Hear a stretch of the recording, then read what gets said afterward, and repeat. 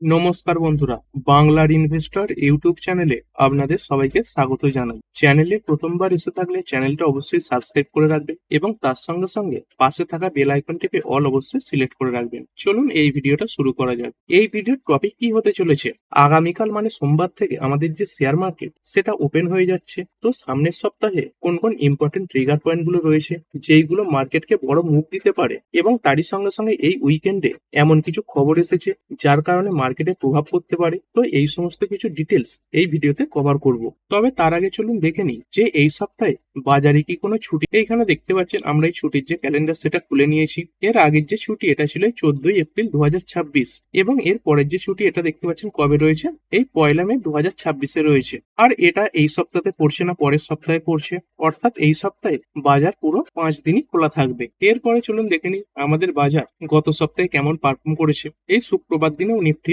0.65% বেড়েছে, এবং তারই সঙ্গে সঙ্গে যদি 5 দিনে দেখেন, এই 5 দিনে দেখতে পাচ্ছেন 3.18% বেড়ে বন্ধ হয়েছে। আর যদি বিএসসি সেন্সেক্স এর কথা বলি, এটা বেশ শুক্রবার দিন 0.64% বেড়েছে, এবং গত 5 দিনে 1.5%-এর কাছাকাছি বেড়েছে। মোটামুটি সমস্ত ইন্ডেক্সেই গত সপ্তাহে একটা খুবই ভালো তেজি দেখতে পাওয়া গেছে। আর এগুলোতে গেল আমাদের ইন্ডিয়ান মার্কেট। যদি আমেরিকান মার্কেট গুলো একবার দেখে নিই, এইখানে দেখতে পাচ্ছেন আমাদের শুক্রবার দিন মার্কেট বন্ধ হয়ে যাওয়ার পরে এই আমেরিকান মার্কেট গুলো ওপেন হয়। তো এই ডাউ জোন্স এটা 1.79% বাড়া ছিল, এবং এরই সঙ্গে সঙ্গে এই নাসডাক কম্পোজিট এটাই 1.5% বাড়া ছিল। এবং আমাদের এই গিভ নিফটি এটাও ভালো সংকেত দিচ্ছিল।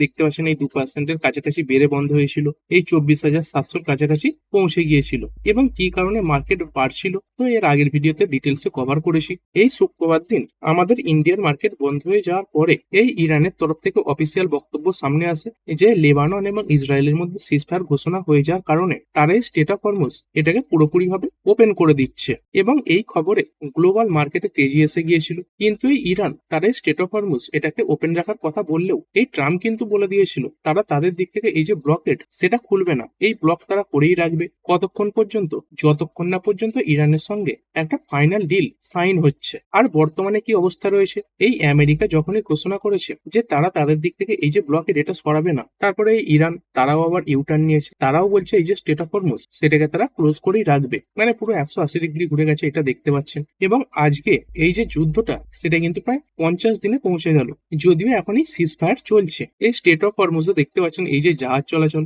এটা পুরোপুরি হল্ট বা বন্ধ হয়ে রয়েছে। এই ইরান স্টেট অফ হরমুজ দিয়ে যাওয়া বিভিন্ন জাহাজকে কিন্তু ব্যাক করছে, এইখান দিয়ে যাওয়ার পারমিশন তারা দিচ্ছে না। আর এই যে সিজফায়ার এটা কবে শেষ হওয়ার কথা ছিল, এটাই 22 তারিখে শেষ হওয়ার কথা ছিল, কিন্তু তার আগে এই যে পরিস্থিতি সেটা জটিল হচ্ছে। আজকে কিছুক্ষণ আগেই এই ডোনাল্ড ট্রাম্প একটা পোস্ট করেছেন, টাইম দেখতে পাচ্ছেন কটায় রয়েছে, এই 5টা 40-এর, এবং তারিখ দেখতে পাচ্ছেন এপ্রিলের 9 তারিখে। কি বলছেন ডোনাল্ড ট্রাম্প, দেখতে পাচ্ছেন এই ইরান গতকাল যে বিভিন্ন জাহাজের ওপর বুলেট শুনেছে গুলি করেছে, তো সেই ব্যাপারে ডোনাল্ড ট্রাম্প বলছেন a total violation of our ceasefire agreement. মানে এই যে সিজফায়ার এগ্রিমেন্ট হয়েছিল, এই গুলি চালানোর ফলে এই যে সিজফায়ার এগ্রিমেন্ট সেটা কিন্তু ভায়োলেট হয়েছে।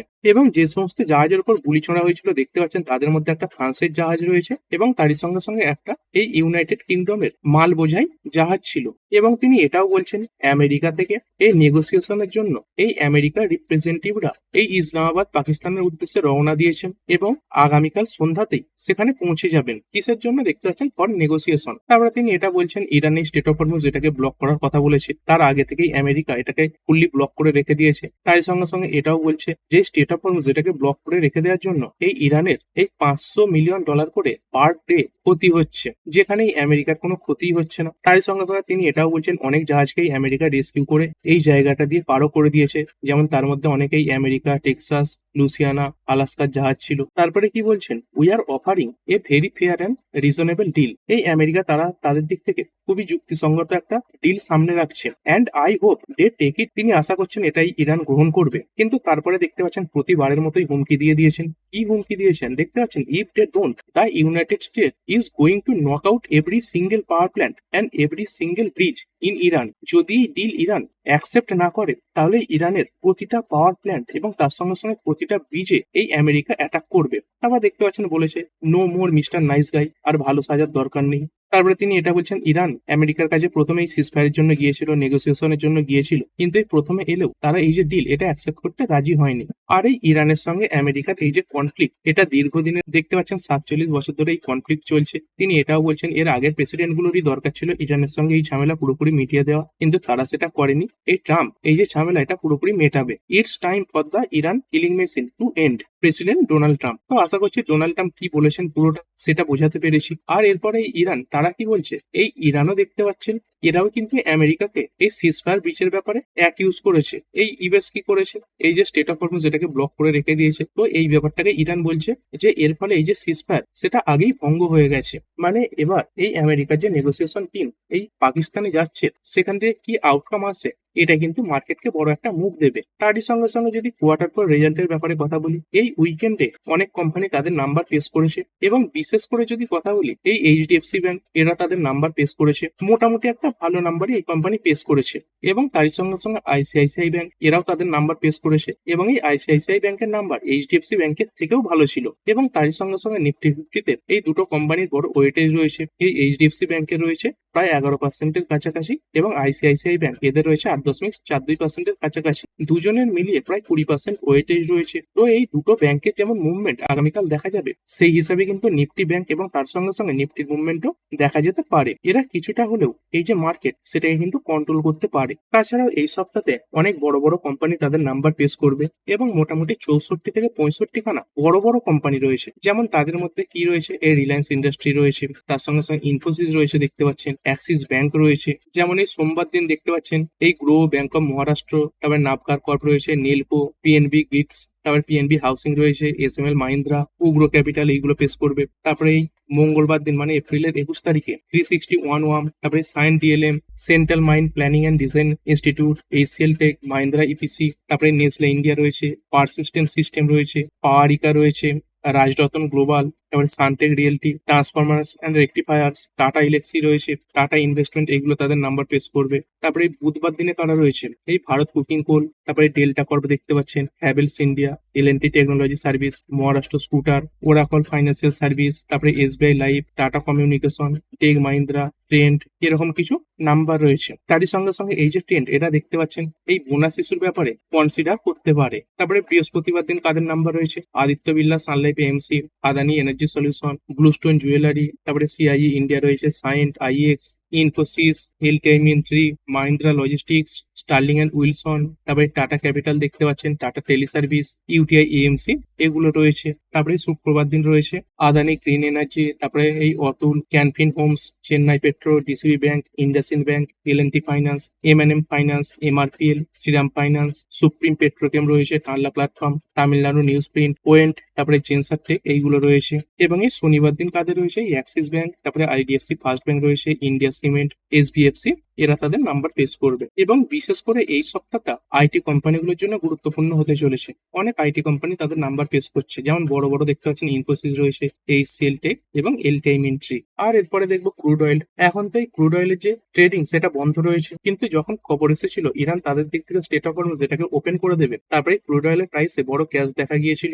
আগামীকাল সকালে এটাই ফোকাসে থাকবে যে ক্রুড অয়েলের প্রাইসে কেমন মুভমেন্ট আসে। তো সেই মুভমেন্ট দেখে আমাদের মার্কেটের যে ওপেনিং সেটা কিছুটা হলেও আন্দাজ করতে পারবেন। একদম সকালের দিকেই চেক করে নেবেন যে ক্রুড অয়েল এখানে কেমন মুভ আসছে। আরো অনেক কিছু সকালের দিকে ওপেন হয়ে যাবে, যেমন গিভ নিফটি রয়েছে, তার সঙ্গে সঙ্গে সাউথ কোরিয়ার মার্কেট, জাপানের মার্কেট, এইগুলো সব ওপেন হয়ে যাবে। এরপরে আমেরিকান কিছু ডেটা এই সপ্তাহে আসতে চলেছে, যেমন তাদের মধ্যে একটা গুরুত্বপূর্ণ ডেটা হচ্ছে জবলেস ক্লেমেন্ট ডেটা। কবে আসে এই ডেটা? এই ডেটা প্রতি সপ্তাহে এই বৃহস্পতিবার দিন করে আসে। এবারে এই ডেটা আসছে এপ্রিল 23 তারিখে, মানে এই বৃহস্পতিবার দিনেই। আর এই ডেটা দেখা কেন গুরুত্বপূর্ণ, কারণ যদি এর পরবর্তী সপ্তাহের কথা বলি, এই পরবর্তী সপ্তাহে একটা বড় ট্রিগার পয়েন্ট রয়েছে। সেটা কি? সেটা হচ্ছে এই এফএমসির মিটিং। এরপরে এই এফএমসির মিটিং এটা কবে হতে চলেছে দেখতে পাচ্ছেন, এই এপ্রিলের 28 এবং 29 তারিখে। 28 তারিখ থেকে শুরু হবে এবং 29 তারিখে এর যে আউটকাম সেটা সামনে আসবে। এবং এই ফেডের যে মিটিং হয় সেখানে বিভিন্ন যে ইকোনমিক ডেটা সেগুলোর উপর নির্ভর করে ডিসিশন নেওয়া হয়। এবারে এই ফেডের মিটিং এ রেট কাটের সম্ভাবনা তো একদমই নেই বলতে পারেন, কারণ আমেরিকার যে ইনফ্লেশন সেটা হু করে বেড়েছে এই এলপিজি শর্টেজের কারণে, এই ক্রুড অয়েলের প্রাইস বৃদ্ধির কারণে। কিন্তু এই রেট কাট না হলেও এই জেরেমি পাওয়েলজির যে প্রেস কনফারেন্স সেটার উপর ইনভেস্টরদের নজর থাকবে। এবং তারই সঙ্গে সঙ্গে এটাও বলে রাখি, এই মিটিংটাই এই জেরেমি পাওয়েলজির শেষ মিটিং হতে চলেছে। কি কারণে বলছি? কারণ এরপরে এই ব্যক্তি এই ফেডের চেয়ারম্যান হিসাবে নিযুক্ত হতে পারেন। তো ইনি কোন ব্যক্তি?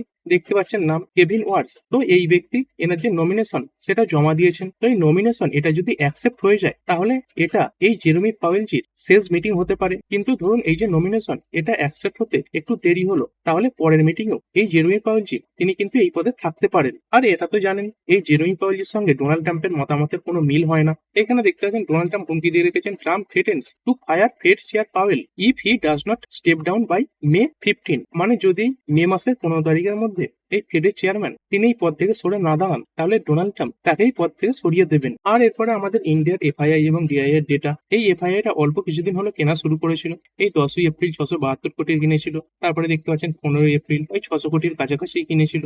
16 এপ্রিলও কিছু কিনেছিল এবং তার সঙ্গে সঙ্গে 17 এপ্রিল এখানে 683 কোটির মতো শেয়ার কিনেছিল। এই এফআইআইটা এরকমই আন্দাজ করে চলছে যে ইরান এবং ইউএস এর মধ্যে একটা পাকাপাকি ডিল হয়ে যাবে এবং এফআইআইরা পরবর্তী যে সিদ্ধান্ত সেটা কিন্তু ইউএস এবং ইরানের যে নেগোসিয়েশনের আউটকাম আসবে সেটা দেখেই নেবে। আর তার সঙ্গে সঙ্গে এটা একটু খারাপ ব্যাপার যে ডিআইআইরা যারা বিগত বহুদিন ধরে ভারতীয় মার্কেটে কেনাকাটা করছিল, এরা কিন্তু লাস্ট ট্রেডিং সেশন গুলোয় কিছুটা করে বিক্রি করেছে। এই দেখতে পাচ্ছেন শেষ তিনখানা ট্রেডিং সেশনে প্রায় 9,000 কোটির কাছাকাছি শেয়ার এই ডিআইআইরা বিক্রি করে দিয়েছে, মানে ভারতের দেশি ইনভেস্টররা। তারপরে গোল্ড এবং সিলভার। এই গোল্ড 1,54,000-এর উপরে রয়েছে এবং এই সিলভার এটাই 2,58,000-এর উপরে রয়েছে। এবং তারই সঙ্গে সঙ্গে এটাও মনে করিয়ে দিই, আগামীকাল অক্ষয় তৃতীয়া রয়েছে। তো এই সময় করে মানুষজন কি করেন, এটাকে একটা শুভ ক্ষণ হিসেবে ধরেন এবং সেই হিসাবে এই গোল্ড সিলভার বিভিন্ন যে অ্যাসেট সেগুলো কিনে রাখেন। এই কারণে জুয়েলারি স্টকে কিছুটা ভালো মুভমেন্ট আসতে পারে। আর এটাও মনে রাখুন লাস্ট ট্রেডিং সেশনে এই জুয়েলারি স্টক গুলোতে ভালো পতন এসেছিল। এই কল্যাণ জুয়েলার্স বলুন, টাইটান বলুন, এগুলো সবই পড়েছিল।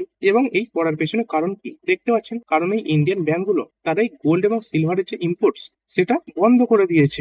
রিপোর্টের মাধ্যমে এরকম খবর সামনে আসছে এবং সামনে যদি গোল্ড এবং সিলভারের প্রচুর চাহিদা তৈরি হয় এবং এই ব্যাংকগুলো এই গোল্ড এবং সিলভার ইম্পোর্ট করা বন্ধ করে দেয়, তাহলে কি হবে, এই জুয়েলারি সেগমেন্ট গুলোকে ক্ষতির মুখে কিন্তু পড়তে হবে। আর এরপরে ক্রিপ্টো মার্কেট, এই বিটকয়েন দেখতে পাচ্ছেন এর আগে ভালো একটা রিকভারি দেখিয়েছিল, এই 76,000-এর উপরে রয়েছে এবং তারই সঙ্গে সঙ্গে ইথেরিয়াম এটাও দেখতে পাচ্ছেন এই 2,000-এর নিচে নেমে গিয়েছিল, সেখান থেকে এখন 2300-র উপরে রয়েছে। আর এই আমেরিকার ডলার ইন্ডেক্স কেমন কি ট্রেড করছে, এই ডলার ইন্ডেক্স দেখতে পাচ্ছেন এখন এই 98-এর উপরে রয়েছে। এক সময় তো 100-র উপরে উঠে গিয়েছিল। তো সেখান থেকে যে এতটা করা রয়েছে এটা কিন্তু মার্কেটের জন্য কিছুটা হলেও পজিটিভ ব্যাপার। আর ভিডিও শেষে নিফটি ফিফটি লেভেলের যদি কথা বলি, যদি এই নিফটি ফিফটি 24,200-র উপরে নিজেকে টিকিয়ে রাখতে পারে তাহলে সেরকম নেগেটিভ হওয়ার দরকার নেই। কিন্তু ধরুন এই 24,200 এই লেভেলটা কোনোভাবে ভেঙে গেল, তাহলে 24,000 এবং তার সঙ্গে সঙ্গে 23,800 যে লেভেল এগুলোকে খুব সহজেই টাচ করতে পারে। এবং ওপর দিকে তো সাইকোলজিক্যাল লেভেল হিসাবে 24,500 এটাই কাজ করবে। 24,500 যদি কোনোভাবে এই সপ্তাহে ভাঙতে পারে তাহলে কিন্তু ওপর দিকে 24,800 পর্যন্ত যাওয়ার জন্য এই নিফটি ফিফটি রেডি হয়ে যাবে। তো ঠিক আছে বন্ধুরা, আশা করছি ভিডিওটা আপনাদের ভালো লেগেছে। আপনি চাইলে এটাকে লাইক এবং শেয়ার করতে পারেন। আর শেয়ার মার্কেট সংক্রান্ত ডেইলি নিউজ আপডেট পেতে চ্যানেলটা সাবস্ক্রাইব করে রাখবেন এবং পাশে থাকা বেল আইকনটি টিপে অল অবশ্যই সিলেক্ট করে রাখবেন, যাতে পরবর্তী ভিডিওর নোটিফিকেশন আপনার কাছে সময় মতো পৌঁছে যায়। আর হ্যাঁ, ভিডিওটি শুধুমাত্র ইনফরমেশন এবং এডুকেশনাল পারপাসের জন্য বানানো হয়েছে। আমি সেবি রেজিস্টার্ড নই, তাই কোনো প্রকার শেয়ারে কোনো প্রকার বাই, সেল, হোল্ড বা অ্যাভারেজ করার কোনো সিদ্ধান্ত নেওয়ার আগে আপনার যে ফাইন্যান্সিয়াল অ্যাডভাইজার আছে তার সঙ্গে অবশ্যই আলোচনা করবেন। দেখা হচ্ছে পরের ভিডিওতে। ধন্যবাদ।